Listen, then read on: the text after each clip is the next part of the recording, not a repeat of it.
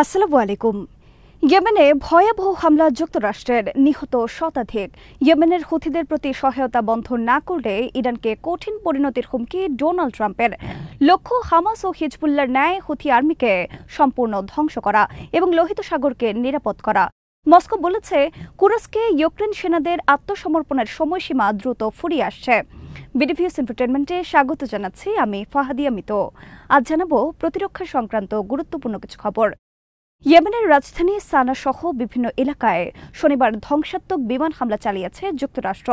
হামলায় যুক্তরাষ্ট্রের সাথে অংশ নিয়েছে তাদের তল্পি বাহক দেশ ব্রিটেন।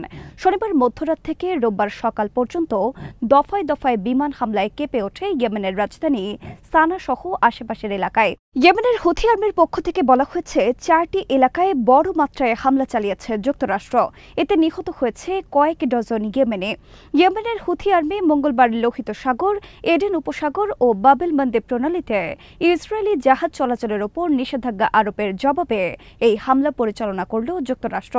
ডোনাল্ড ট্রাম্পের বিবৃতি এবং যুক্তরাষ্ট্রের বিভিন্ন গণমাধ্যমে প্রকাশিত খবর অনুসারে যুক্তরাষ্ট্রের লক্ষ্য ইয়েমেনের হুথি আর্মিকে হামাস এবং হিজবুল্লাহর মতো ধ্বংস করার লক্ষ্যে অভিযান শুরু করেছে যুক্তরাষ্ট্র। শনিবারের হামলায় ধ্বংস হয়েছে ইয়েমেনের হুথি আর্মির গুরুত্বপূর্ণ বিভিন্ন অস্ত্র গুদাম ও অবকাঠামো। ডোনাল্ড ট্রাম্প নিজেই প্রথমে সামাজিক যোগাযোগ মাধ্যমে এক পোস্টের মাধ্যমে ইয়েমেনের হামলার কথা জানান। ট্রাম্প বলেন, ইয়েমেনের বিদ্রোহীদের বিরুদ্ধে ডিসাইসিভ মিলিটারি অ্যাকশনের আদেশ দেওয়া হয়েছে। যতক্ষণ পর্যন্ত না আমরা আমাদের লক্ষ্য অর্জন করব, ততক্ষণ পর্যন্ত আমরা তাদের বিরুদ্ধে অপ্রতিরোধ্য মারণাস্ত্র ব্যবহার করব। সামাজিক যোগাযোগ মাধ্যম ট্রুথ সোশ্যালে এক পোস্টের মাধ্যমে এই ঘোষণা দেন ডোনাল্ড ট্রাম্প। হুথি আর্মিকে লক্ষ্য করে ট্রাম্প বলেন, তারা যুক্তরাষ্ট্র এবং অন্যান্য দেশের জাহাজ, বিমান ও ড্রোনের বিরুদ্ধে নিরলস জলদস্যুতা, সহিংসতা এবং সন্ত্রাসবাদী কর্মকাণ্ড পরিচালনা করেছে। যুক্তরাষ্ট্রের জাহাজের সুরক্ষা এবং নৌ চলাচলের স্বাধীনতা নিশ্চিত করার অংশ হিসেবে যুক্তরাষ্ট্র হুথি নেতৃবৃন্দ ও তাদের মিসাইল গুদামের বিরুদ্ধে হামলা চালিয়েছে এর আগে, কিন্তু বাইডেন প্রশাসনের সেই হামলা যথেষ্ট ছিল না। ডোনাল্ড ট্রাম্প বলেন, পৃথিবীর কোথাও আমেরিকান পণ্যবাহী জাহাজ এবং রণতরী চলাচল কোনো সন্ত্রাসী বাহিনী বন্ধ করতে পারবে না। ইয়েমেনের সন্ত্রাসীরা যুক্তরাষ্ট্র ও তার মিত্রদের বিভিন্ন জাহাজ ও মিসাইলের বিরুদ্ধে হামলা চালিয়েছে। এতে করে যুক্তরাষ্ট্রের বিলিয়ন বিলিয়ন ডলার ক্ষতি হয়েছে। ট্রাম্প বলেন, ইয়েমেনের এই হুথি সন্ত্রাসীদের অর্থ দিয়ে সহায়তা করছে ইরান। ট্রাম্প হুথিদের প্রতি কঠোর হুঁশিয়ারি উচ্চারণ করে লিখেছেন, শুনে রাখো সব হুথি সন্ত্রাসীরা, তোমাদের সময় শেষ। তোমাদের অবশ্যই বন্ধ করতে হবে সব সন্ত্রাসী হামলা, এবং তা আজ থেকে, এখন থেকেই। তোমরা যদি না থামো তাহলে তোমাদের উপর জাহান্নাম ভেঙে পড়বে বৃষ্টির মতো, এবং এমন শাস্তি তোমাদের দেওয়া হবে যা তোমরা আগে কখনো দেখোনি। একই বার্তায় ইরানের বিরুদ্ধেও হুঁশিয়ারি উচ্চারণ করে ট্রাম্প লিখেছেন, ইরান, তুমিও সাবধান হয়ে যাও।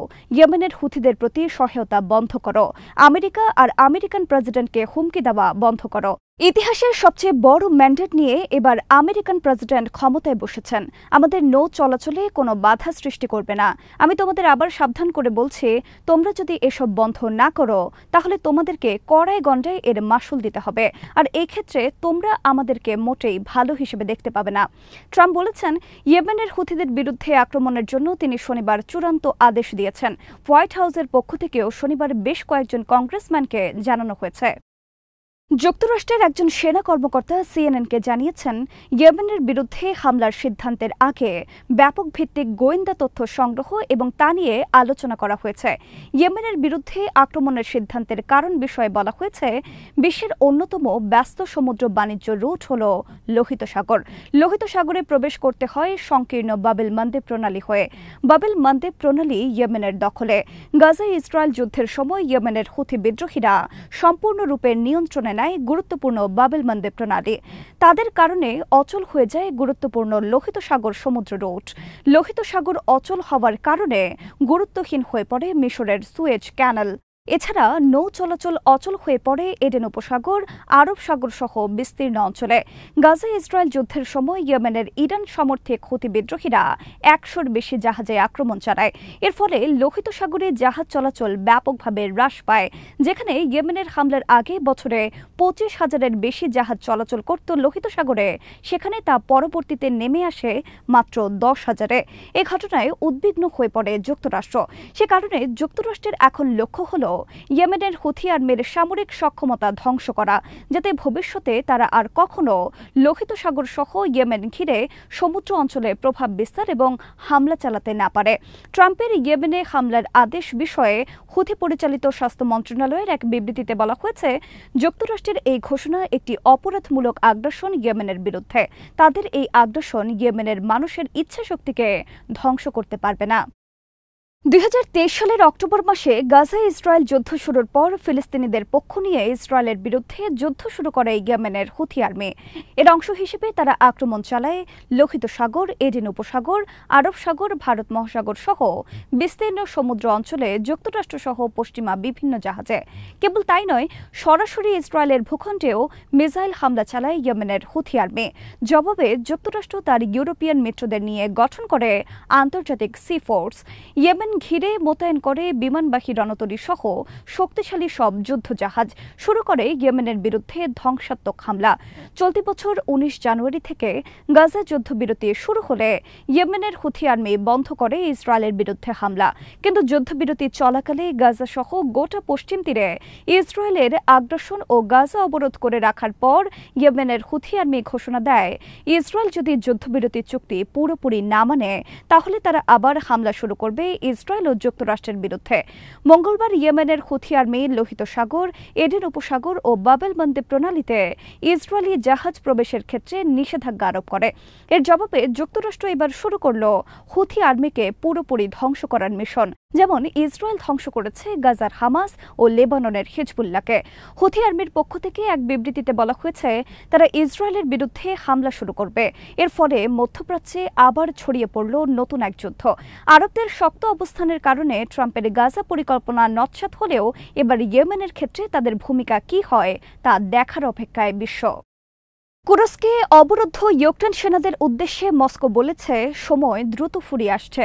তারা যদি দ্রুত আত্মসমর্পণ না করে তাহলে তাদের জীবনের নিরাপত্তার দায়িত্ব নেবে না রাশিয়া। শনিবার ক্রেমলিন মুখপাত্র দিমিত্রি পেসকভ এই কথা বলেন সাংবাদিকদের।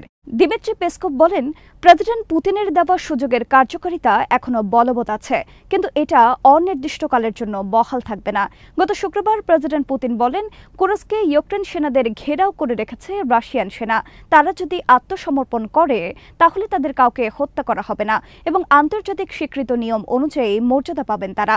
পুতিন বলেন, আত্মসমর্পণ না হয় মৃত্যু, এই দুটির একটি বেছে নিতে হবে তাদের। সিদ্ধান্ত জেলেনস্কির। কুরস্কে ইউক্রেন সেনাদের অবরুদ্ধ অবস্থার খবর ছড়িয়ে পড়ার পর যুক্তরাষ্ট্রের প্রেসিডেন্ট ডোনাল্ড ট্রাম্প রাশিয়ার প্রেসিডেন্ট ভ্লাদিমির পুতিনের প্রতি আহ্বান জানান তাদের হত্যা না করার। জবাবে পুতিন বলেন, আমরা তাদের হত্যা করতে চাই না, কিন্তু ইউক্রেন তো সেই সুযোগ গ্রহণ করছে না। জেলেনস্কির কাছে তাদের সেনাদের জীবনের কোনো মূল্য নেই।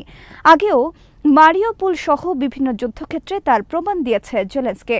ইউক্রেন সেনারা বিভিন্ন ফ্রন্টলাইনে আত্মসমর্পণ করতে চাইলেও জেলেনস্কি কখনোই তাদের সেই অনুমতি দেননি, বরং কঠোর হুঁশিয়ারি উচ্চারণ করেছেন এবং তাদেরকে মৃত্যুর মুখে ঠেলে দিয়েছেন। রাশিয়ার সরকারি গণমাধ্যমের খবরে বলা হয়েছে, রাশিয়ার কুরস্কে বর্তমানে 8 থেকে 10 হাজার ইউক্রেন সেনা ঘেরাওয়ের মধ্যে রয়েছে। গত বছর 6 অগস্ট ইউক্রেন দখলে নেয় রাশিয়ার কুরস্কের 1000 বর্গ কিলোমিটার এলাকা। রাশিয়ান আর্মির দাবি অনুযায়ী এই অভিযানে ইউক্রেন হারিয়েছে তাদের 50,000-এর বেশি সেনা ও 4 শতাধিক ট্যাঙ্ক। রাশিয়ারও নিহত হয়েছে বিপুল সংখ্যক সেনা কুরস্ক উদ্ধার অভিযানে। সেনা সংকটের কারণে কুরস্কে বর্তমানে রাশিয়ার আর্মির সাথে যুদ্ধ করছে 10 থেকে 12,000 উত্তর কোরিয়ার সেনা। এছাড়া রয়েছে চেচেন সেনা। আজ এখানে শেষ করছি। সমরাষ্ট্র, প্রতিরক্ষা ও কূটনীতির নানা তথ্য জানতে চোখ রাখুন বিডিফিউজ ইনফোটেনমেন্টে। চ্যানেলটি ভালো লাগলে সাবস্ক্রাইব করুন, সংযুক্ত থাকুন আমাদের ফেসবুক পেজে। আল্লাহ হাফেজ।